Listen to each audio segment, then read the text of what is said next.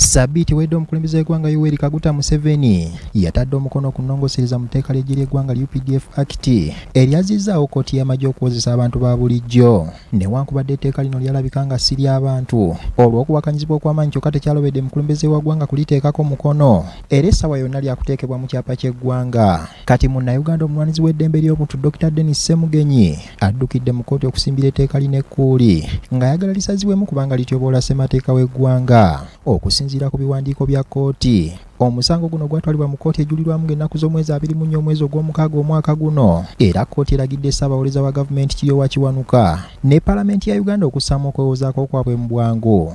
Kkooti etaputa ssemateeka okugisaba esazeemu n'okwekenneenya UPDF Amendment Act 2025.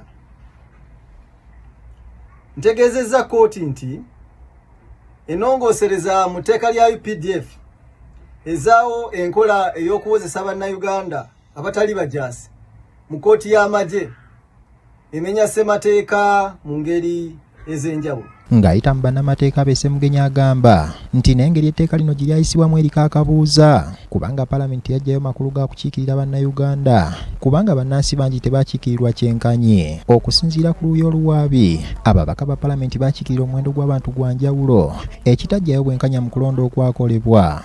Ababaka bangi ab'ekibiina ekifuzi ki NRM bakiikirira abantu abali wansi wa National Court eriwo kati ey'emitwalo 7, ng'abasinga bakiikirira abantu abali wansi w'emitwalo 5-9, so nga ababaka ab'oludda oluvuganya abasinga bakiikirira abantu abasukka emitwalo 15.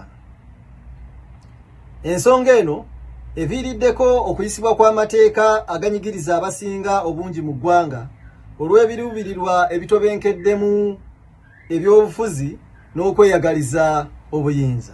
Bano beegattiddwako ne munnamateeka Samuel Muyizi eyalipulira Michael Kabaziguko eyavaako ensala y'omusango ogwali gujjawo enkola y'okukozesa abantu ba bulijjo mu kkooti y'amagye. Ebenzikiriza bonna balina okuvaayo, ebinayobufuzi birina okuvaayo n'eddoboozi eggumu ate nga lyawamu, irrespective kwa kino tekirina kkala.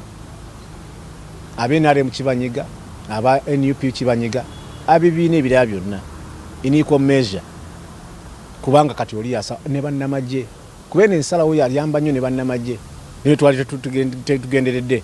Muyizi ayongeddeko nti nga bannamateeka bagenda kukola ne bannayuganda abaneesobolayo okuwakanya etteeka lino. Ebibiina by'obufuzi naddala ne civil society organizations tezinnakola kimala ku nsonga eno ne bannayuganda. Nzose bannayuganda bandivuddeyo ensonga eno bakitegeera nti nno batuyambeko okuba ntuwana mutwalo kuba ne kkooti ezo zirina amatu bwe ziwulira bannayuganda nga beesuuliddeyo gwa naggamba bayinza okukemebwa okukola ensobi.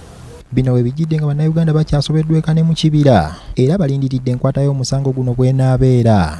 Ronald Kitanda ne Robert Mwanje, BBS Telefayina, Gambuuze.